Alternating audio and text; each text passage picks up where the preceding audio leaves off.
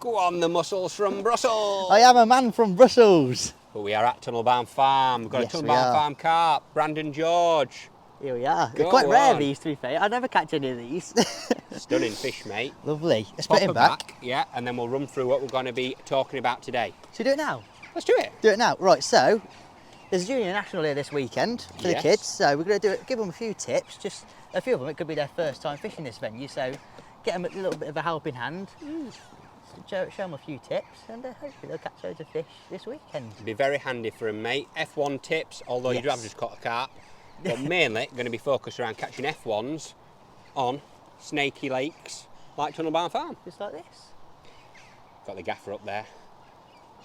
Roondog. Tip number 1, Brenda. Tip number 1. So I reckon, first tip, to catch these little tiny F1s, you need a short lash, especially for these tiny ones, to be fair. It's a little mirror, I think. Go on.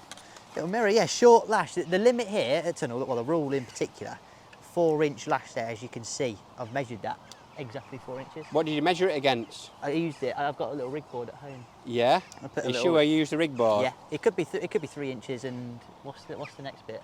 What is it? 3 inches 12 or 3 inches 11?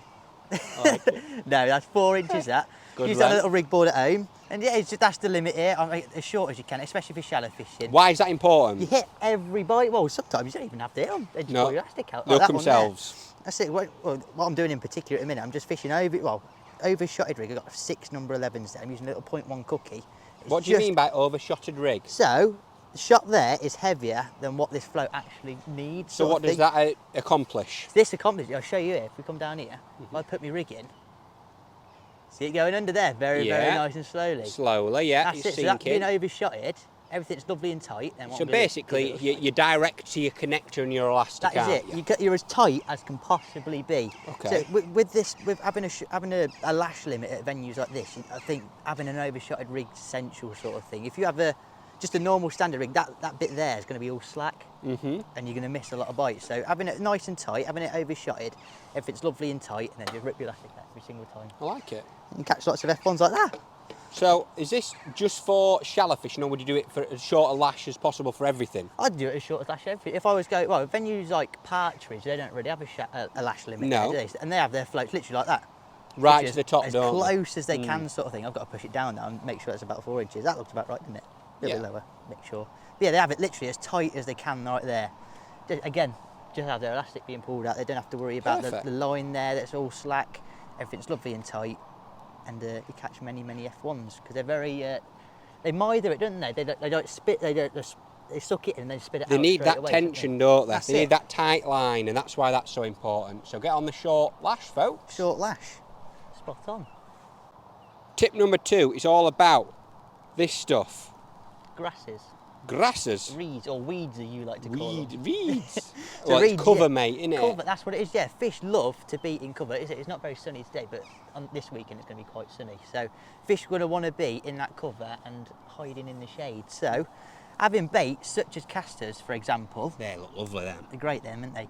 So they'll go right into them reeds. It doesn't matter if some of them go into the reeds, because some of them get stuck in there and then they fall through, sort of thing. So you always got a bit of bait going through your swim. I like it. Fishing into like cover like that, that's where the fish like to live. Right You can in catch there, them. That's it. everyone. You Because just they live and sit underneath it to get out of the That's it. red hot weather. That's it, just sit in there, and I think you just catch a lot more fish there than what you do in the middle, sort of thing. Even if you can't, say, a lot of the kids that are going to be fishing the junior national, they're not going to have 16-metre poles, sort of thing. They're only tiny, aren't they? So sometimes, Not like you, mate. not like me. I'm Mr. Muscle now. You You are. I've been going to the gym. You're built up like, there look we at that. go. Go on, the swan. Look at the colourless swans as well.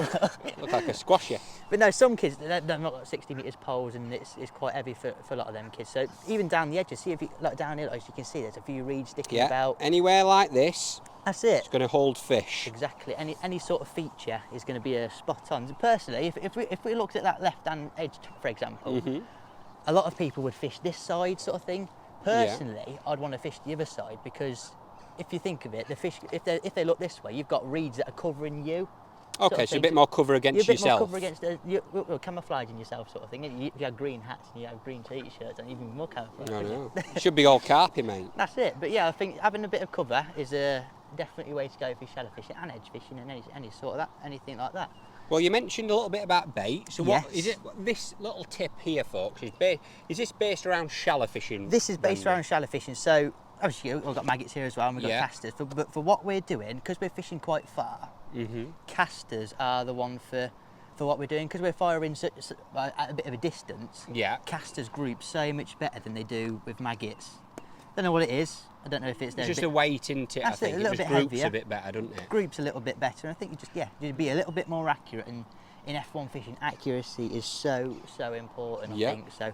Having a few casters, I think. Well, to be fair, I think casters are going to catch you more fish this weekend than maggots, to be honest with you. So having a load of casters, don't be shy. Make sure you get quite a few points, because you can go through many. How many would you need then? Personally, when I come to venues like this, 6 points is more than enough. I Yeah. don't think you can need any more than 6 points. If you go through more than 6 points, you're going to have a right old day. You've had a good day, You've haven't had you? a cracking day, and you'll definitely be doing well if you go through 6 points. So having that many casters is vital, I think. Right, in terms of then, what would you fish with? A maggot on the hook or a caster? Personally, cast it. If I show you right This is here. another little tip, really, This isn't it? is, But yeah. yeah, you're getting a few here, folks. This is the all-in-one in this one, isn't it? So yeah, this here I like to pick the goldeny colours. So if you look Okay. at casters, so you got dark ones there, you got really light ones there.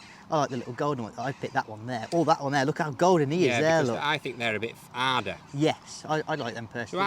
how do you get them on there then? Because that So- looks like a band. So that's usually for pellets, everyone. That is a pellet band, isn't it? Pellet band. But we're using it for casters, so it's now a caster How you band. doing it? Are you a magician? Look what I've got. Ta-da! Right, cheeky little look at this. It's Look at coming this. out later this year. This is, I don't even know what it's called. It's a pellet and caster bander. Pellet and caster bander. So, Speed bander, the Speed boss has bander. spoken. so I'll show you how it's done. So, you can see here, it's got like a little tooth at the top of it, isn't Yeah. it? Look like a little shark tooth. Put it on there. Whack it on there. As you can see, the old band goes round it. Let's find a nice orangey caster. Mm-hmm. That one there. Slide her in, Slide on, sister. right there. You just pull the caster like that. Oh, go on. How easy was that? That was easy peasy lemon squeezy. Easy as that. Look, you can just give it a little nudge so it's all in the middle. Just enhances the fact that it won't come off. Obviously, not Bob's your everyone's uncle. going to have these just yet, because we're No. bringing these out later this year, so it's a cheeky little look at it. Yes. Sneak peek. But how would you do it normally, Brenda? Would you just, what I personally do is I get a caster just like this, Yeah. and then get the pointy end, Just poke and it then through. poke it through. And Should you we have do to that? you have to ease it on. So yeah, that's the thing. You've got to be very careful. So if we get under the caster, so Are you using the bigger guru band there? this is then? this is the big 4mm. This The one. 4mm band, everyone, right? That's it. What with an 18 or a 16 SLWG? This is a 16. I think again, personally, 16 over 18. I think you just Yeah. hook and land more fish. I think with a bigger hook. Well, that were easy to put on, mate. That's so it. Should we do it again? go on, do it again. Do it Show again. everyone. How quick was that? I did it that Because- quick that you didn't even catch up for it. No, this hook bait is deadly, everyone watching. That is it. So Not just for tunnel, places like, Lindome, trying to think of other commercials.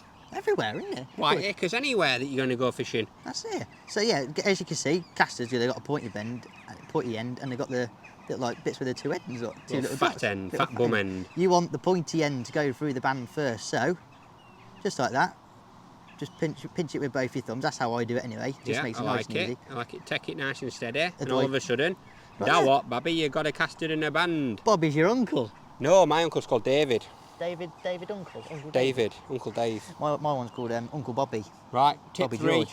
Well, that was technically 3 tips in one, but tip 3 coming soon. Coming soon. Go on, the caster.